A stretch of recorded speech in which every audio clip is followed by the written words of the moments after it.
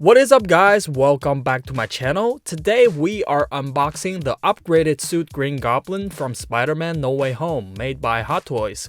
As of today, the only two remaining toys of this series are the Tobey Maguire Spider-Man and the new red and blue suit. The classic Goblin was such a bomb and the head sculpt is definitely one of the best of the year.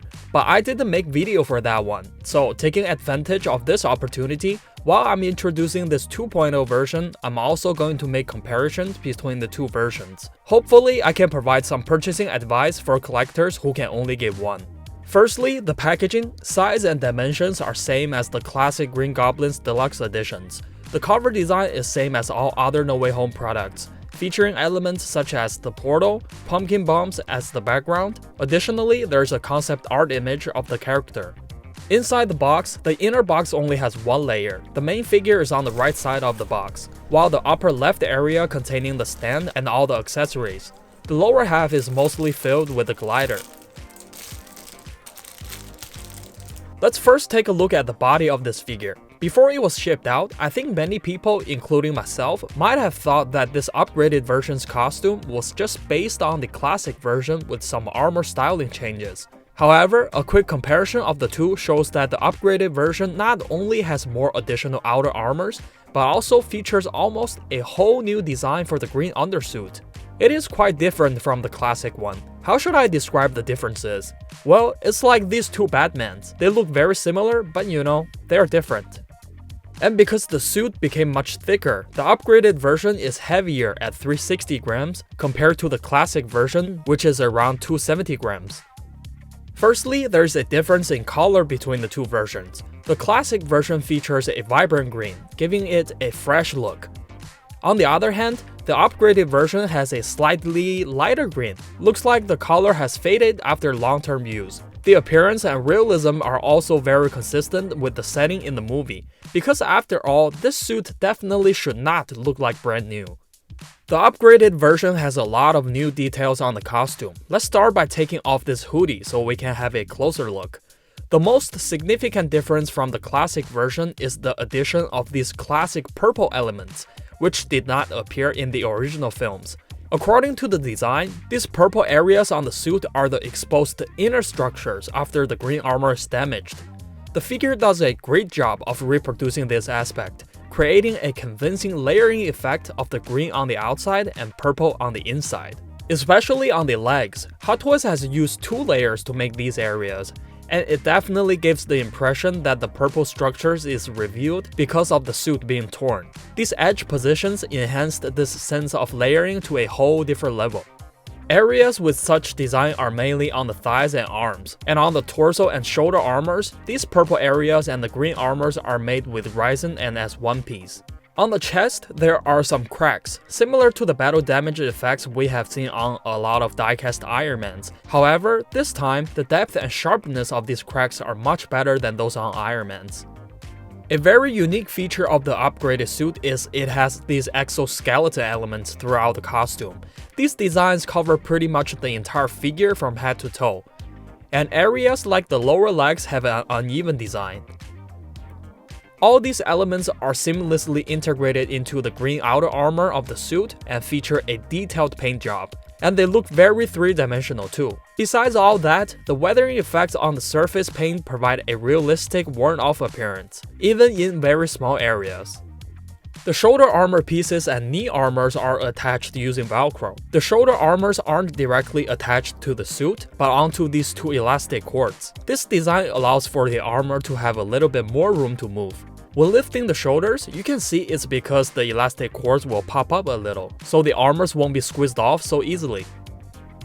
These little things that look like ammos on the right arm is an independent piece, but it's fixed on the arm and cannot move. The quality of the paint job and making of this piece are quite impressive. On both forearms, one side features a double barrel design, while the other side has a triple barrel design that looks like missiles. The making and paint job on these parts are excellent as well, especially the paint job. The combination of metallic base paint with rusty effect creates a really realistic appearance. The golden color looks beautiful. Additionally, there's a new design for a belt on the costume this time, The entire belt, including the belt itself and these two small pouches on each side, is made of resin material and has no articulation. These two small pouches on the right side are separate pieces, while this large one is made as part of the belt. The surface, texture detailing, and the color on all parts are well made. Hot Toys has also given this little bag a very interesting look, with the top part appearing empty while the bottom part looks like it's full of stuff. The changes in the shoe design are quite obvious as well. The classic suit shoes are made based on the Nike Air Flightposite 1. Even the shoe bottom was fully replicated from the real ones. Well, I didn't know that Green Goblin was actually a sneakerhead, and with Michael Keaton's Batman, who also wear J's, they make a great pair. On the other hand, the upgraded suit shoe design is simpler. There are no more the crazy patterns on the surface. And if one were to guess which pair of sneakers serve as the inspiration, I would say Adidas Kobe 2. And the shoe bottom of this one is a whole new design as well. Finally, there are some purple fabrics on the figure. One is tied around the right arm. It is fixed on the arm with real tying. A portion of it even passes through a hollowed out section. That is such a small but great detail. The other is the hoodie. It has two parts, the hood and this scarf kind of thing. The scarf has a really nice look, with real holes and tears on the surface and edges. There's even a patch-like design on the back. You can put the hood on the head, and there are wires inside so you can make any shapes you want.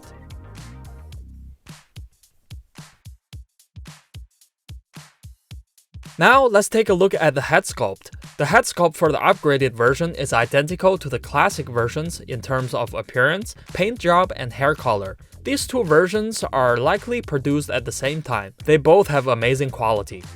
There's no need for me to tell you how good this head is. I would say this is the best head sculpt of the year if the new Batman was not released. Whether it's the crazy expression or the restoration of Dafoe's facial features, there's hardly anything to criticize. In my personal ranking of head sculpts with expressions, this one, along with the President Loki and DX08, are the top 3 for now. Along with the rolling eyeballs, this head can have some different looks.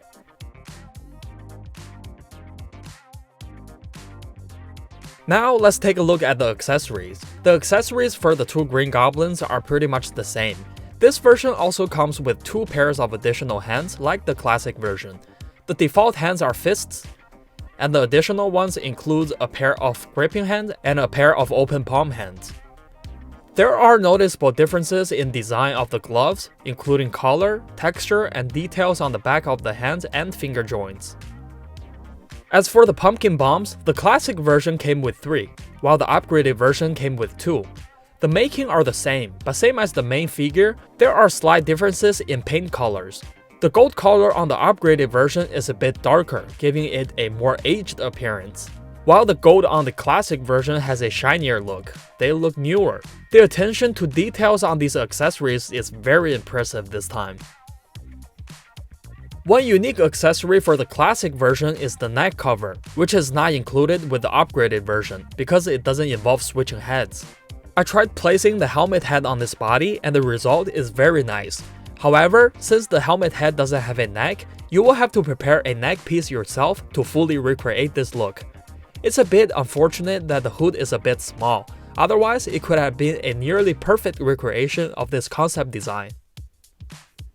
Accessory only came with the upgraded version includes a pair of goggles. The lenses are half transparent and they're in deep green, and there's an elastic core at the back. Installation is pretty straightforward, just slip it onto the head.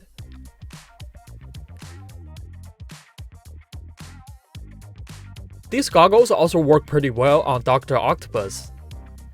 Additionally, there are 4 arm blades. They are all made from resin. 2 are extended and 2 are retracted. The surface detailing on the blades are well made. To install them, just simply insert them into the slots on the forearms. The glider is same as the one from the classic version, featuring silver metallic paint and well-crafted purple texture patterns. All the mechanical parts have a nice 3-dimensional look. And the joints under can be folded with small angles. All the joints are very tight and secured. These 2 sections on the top can be opened, and you can put the pumpkin bombs inside, just like in the movie. The glider has 3 areas that can be lit up. To install the batteries, open the cover at the bottom, unscrew the battery compartment cover, and insert the 3 button batteries that were included with the figure. When the lights are turned on, the brightness of this area is very good, and the green light effect looks very nice. There are 2 plugs on the paddle position, allowing you to connect the figure's feet to them. The paddles also have independent ball joints underneath. You can adjust the figure stance quite freely. It's important to know that the front spikes are sharp and they're made of plastic. They may break if they collide with any hard objects. The stand is still in the same shape, with purple color and a concept art image of the character. The nameplate is also same as the classic versions, labeled as Green Goblin. This time the figure came with a short tube, and Hot Toys did not include a clip. The tube is used to support the glider, while the figure can be attached directly onto it.